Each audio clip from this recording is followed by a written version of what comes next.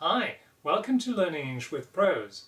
This is the channel where we draw on many years of university experience to provide you with reliable information on the English language and handy hints on how to improve your English.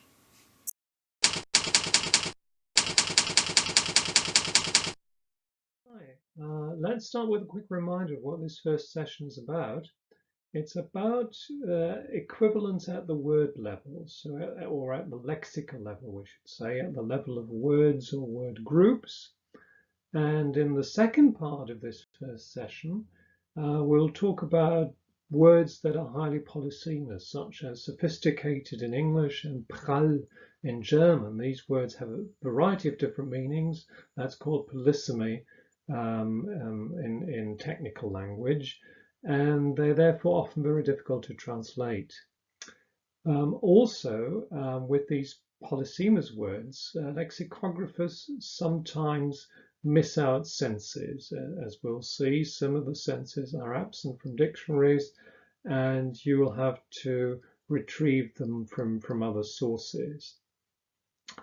We'll also see that translations of one particular sense, if that is what you want to call it, one particular sense, or one particular meaning potential, we might say, translations of these senses vary considerably according to context. And this is sometimes called modulation in the literature.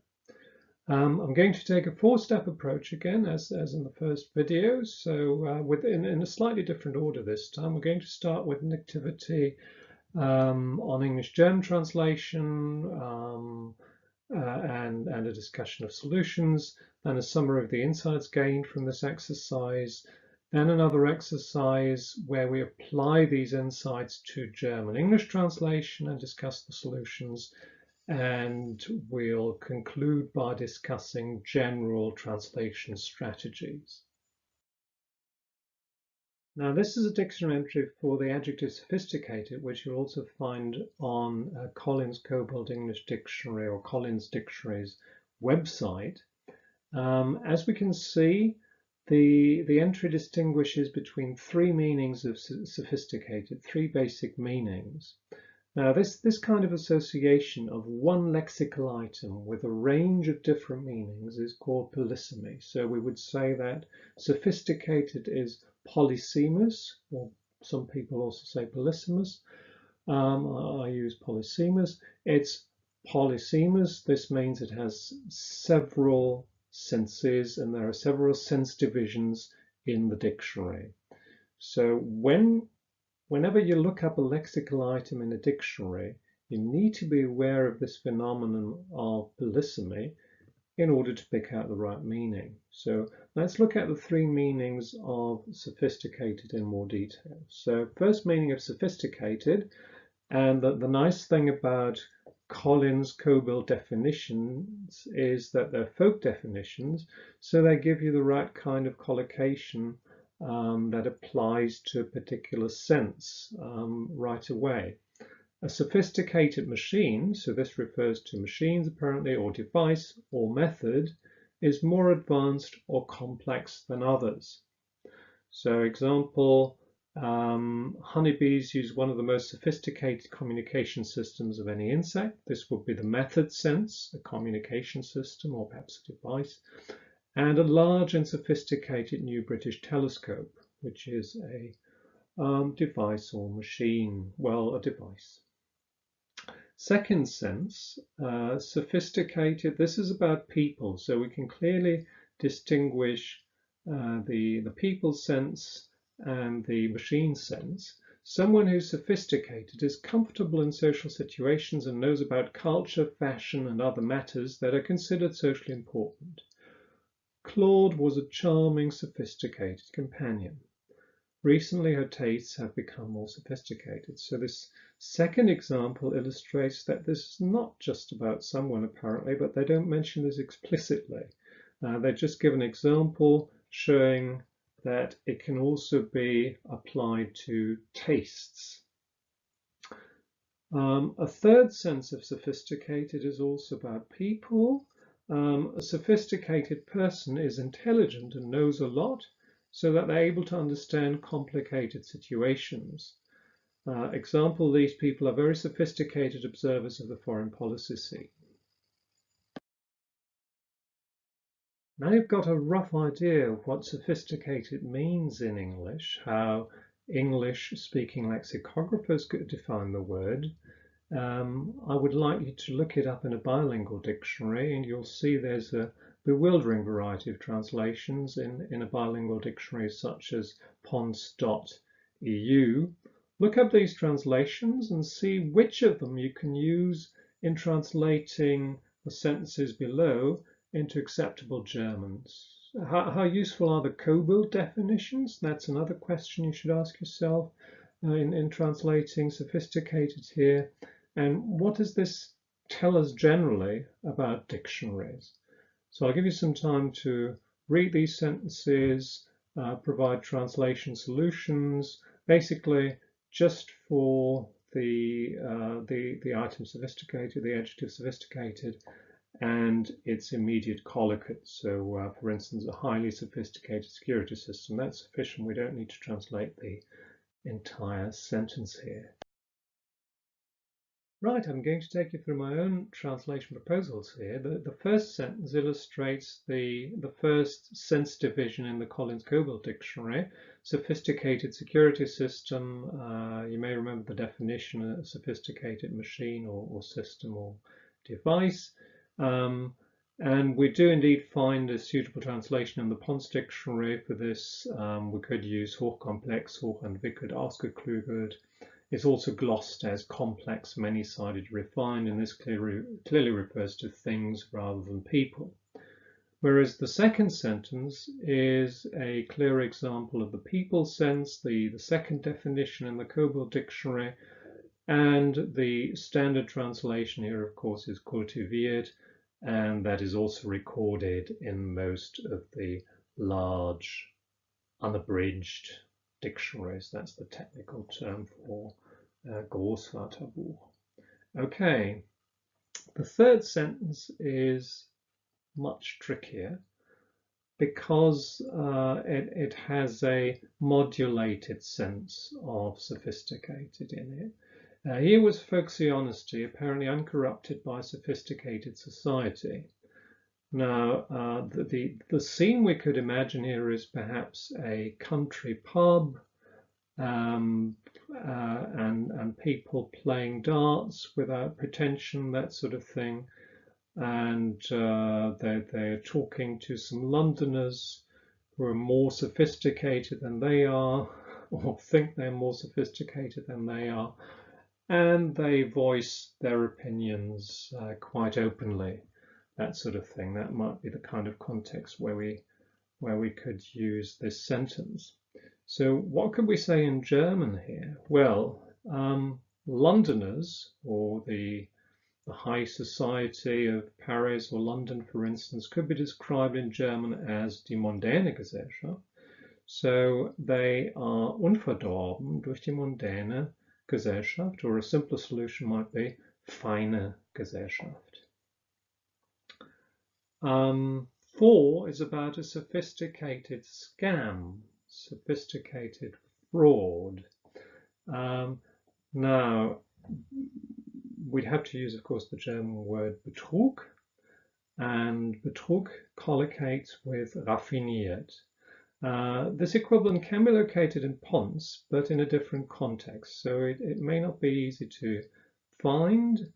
But raffiniert is the only possible solution here, I think. Gerissen can't be used because it applies only to people. Gerissener Betrüger, for instance. Ausgefeilt is used with such nouns as Konzept, Produkt, Technik, and Theorie. Sentence 5. The minister and deputy rejected the restoration of corporal punishment, declaring it would not be a sophisticated response. Now, this is about modern society, modern life, modern civilization. We do not normally consider caning students as a way of disciplining them. So we might say it's not a zeitgemäße response in German, zeitgemäße Reaktion, zeitgemäße Maßnahme. Or we could use a slightly longer phrase here and say something like, die sich für eine hochentwickelte Gesellschaft ziemt. We could make our intuitions explicit here and say, okay, this is not in keeping with the norms of modern society, and say this explicitly in the translation. Die einer kultivierten Zivilisation zu Gesicht steht would be another solution. The next sentence is about the economy, about sophisticated markets, and again, it would be difficult to find a suitable solution in a dictionary, but Pons does use the word exclusive in a different context. So exclusive could be used here, but interestingly, you couldn't use market on its own here in German. You'd have to say something like Marktsegment.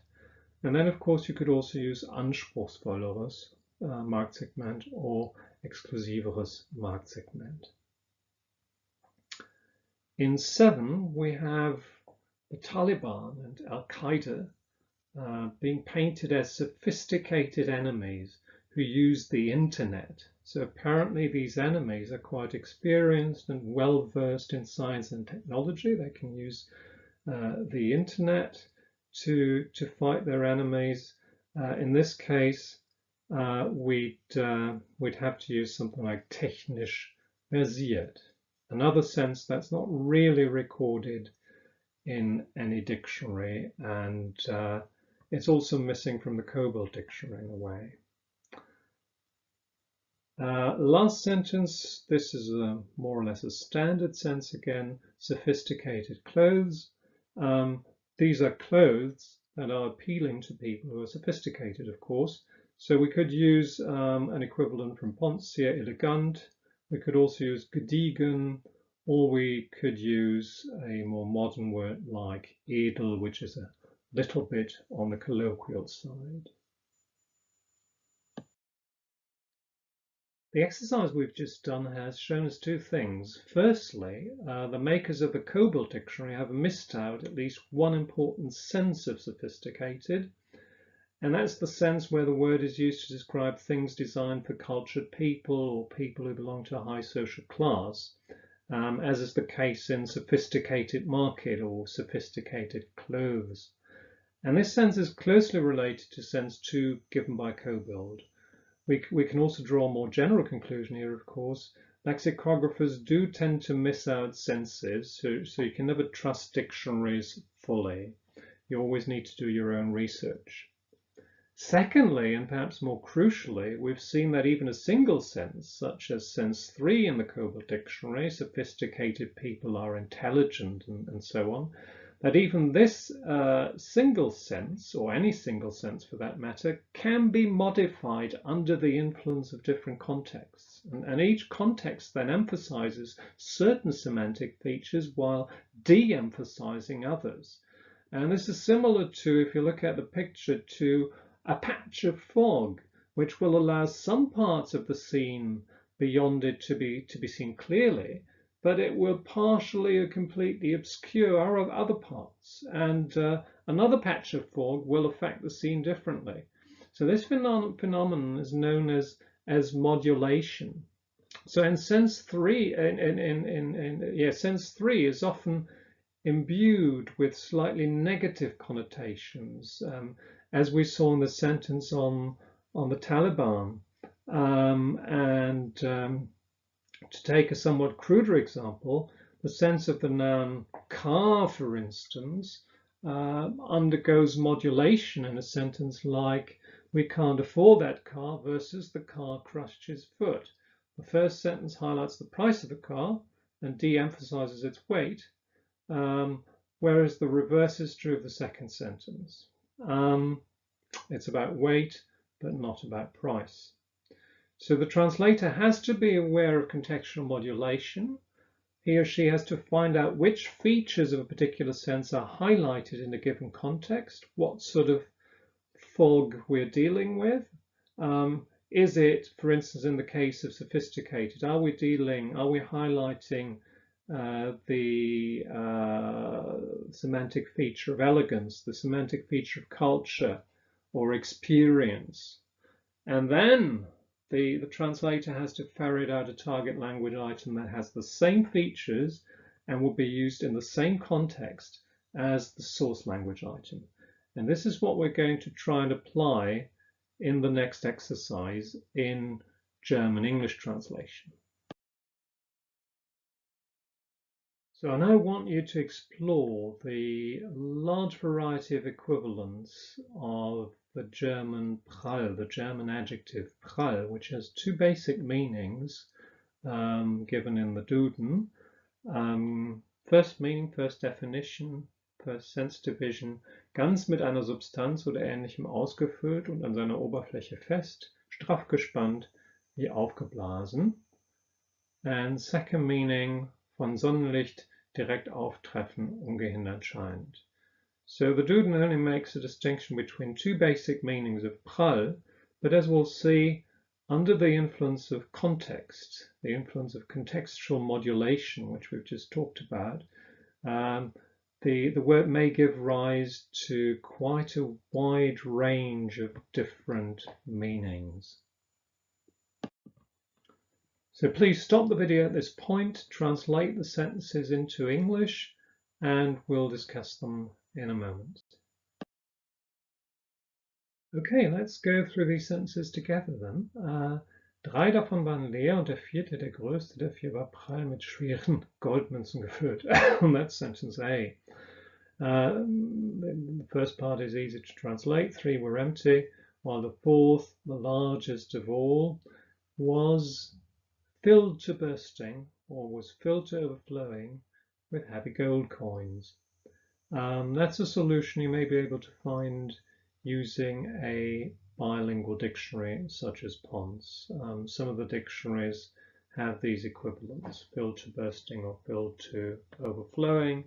Then you need to check this against authentic English, perhaps by typing it into a search engine such as Google and checking whether it works in this kind of context, if you're not a native speaker of English. If you're a native speaker, you might be quite sure that quite confident that this is the correct use. Aber hier am Fenster ist ja gerade die pralle Sonne. Now this is the second use of prall that we also find in the Duden. But of course, the sun is not really at the window. It's not really outside the window.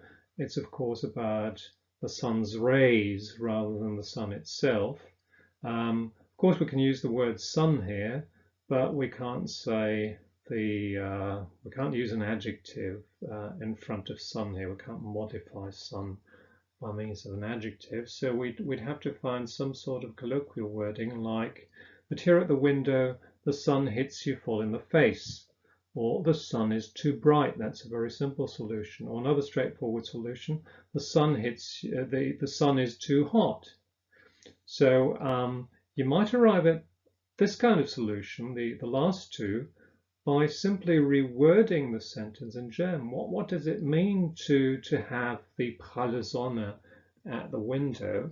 Well, it means that it's quite hot near the window. So you can rephrase that and say the sun is too hot. Sie legen Sie sich nicht in die pralle Sonne, schon gar nicht zur Mittagszeit. Now this is a different type of use where sun occurs within a prepositional phrase. And in this case, in English, it's customary to talk about the blazing sun or the broiling sun or the scorching sun.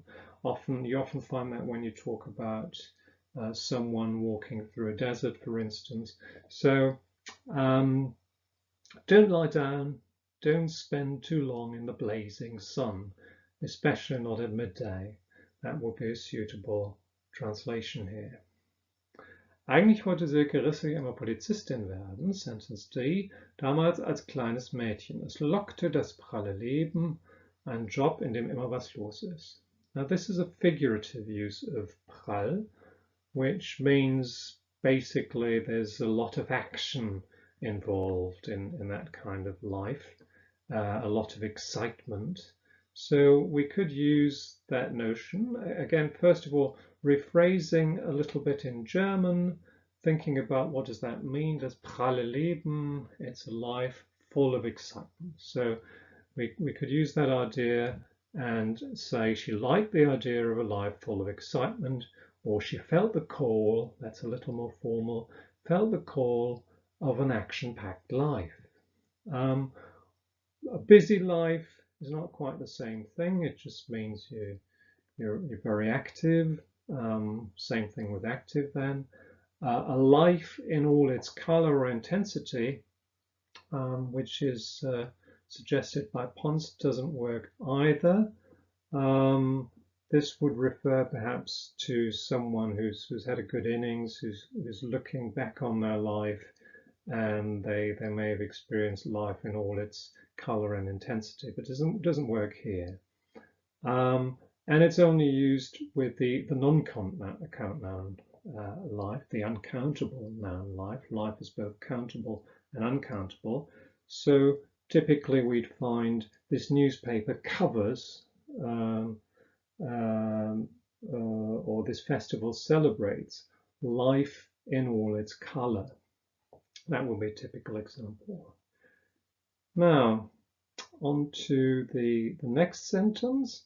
This is about celery and pralle Stängel. So it's about a vegetable that comes with Stängel, what we call Stängel in German. That's sticks in English. Now, in this case, you might use the internet again and either look at cookery websites, for instance, where you will find information on what to look for if you buy celery. You can also simply type this into Google, because Google contains a lot of websites that simply contain handy hints for consumers. So if you type "when buying celery" in inverted commas into a search engine such as Google, you may find the correct solution. Or you could rely on your own intuitions and on intelligent guessing and try something like, well, a firm stick, for instance. Does that work in English, a firm stick of celery? And the answer is yes, it does. So either use cookery websites or just type "when buying celery" into the internet. These are typical strategies you can use in these types of cases. And you will find that firm sticks is the correct solution. In American English, that will be, if you prefer to use American English, that will be stalks. Finally, we have "Ihre weichen, schön geschwungenen Lippen waren prall wie frische Kirschen." This could simply be translated as full as fresh cherries. Again, check that against a search engine if you're not sure. Okay, the next sentence has "pralle Pulvertüten mit mehligem Kokain." So it's probably taken from a newspaper report. We need to use the word heaps here, of course, or piles, but not stacks, because they're usually vertical.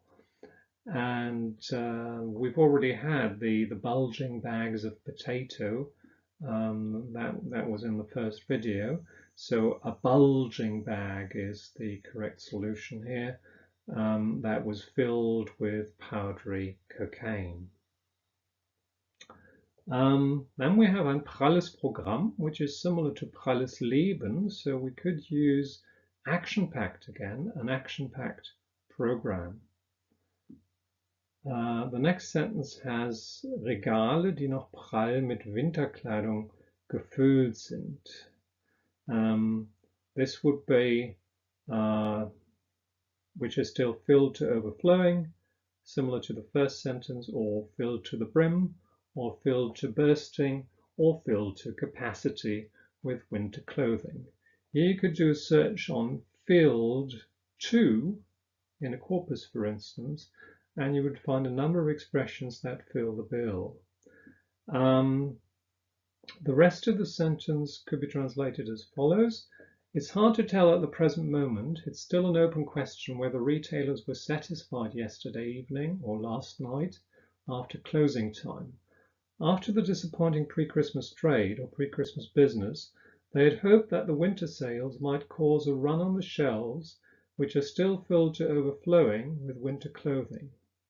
One thing is for certain, or for sure though, the end of season or the summer sales will start on the 30th of July. You could also try and think of German synonyms here. So for instance, bis oben hin voll, that's the same as prall. And then look up bis oben hin voll in a dictionary, or bis zum Überlaufen voll. So it's always a good idea to rephrase things in your mother tongue before translating. The final sentence is about pralle Brüste. This is slightly, I think it's found in most of the dictionaries, but the dictionaries suggest well-rounded, for instance, which is not quite the same thing, because they tend to be both large usually, or big, and firm-looking, other words that suggest themselves are ample and full. So well-rounded, which is suggested by Pons, does not usually suggest bountiful, firm flesh. So in this case, I'd go for firm-looking and large in combination. So in this case, you have to think about what does it mean, and then segment it into the various meaning components and translate the various meaning components separately. So what have we learned about the translation of polysemous words so far? We already learned in the first video that we need to consult a monolingual dictionary first, and check that against the bilingual dictionary, or consult a bilingual dictionary for suitable equivalents that we might not be able to think of ourselves.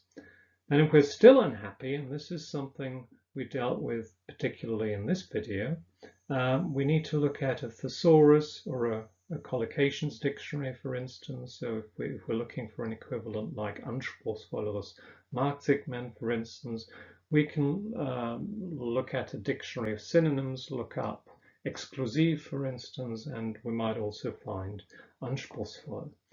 If we still can't find any suitable results, then we can do large corpus or web searches.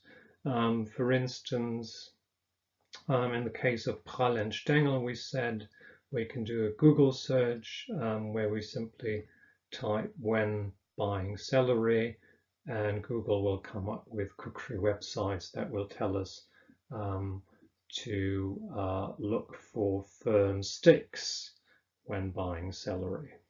Consumer advice, if you like.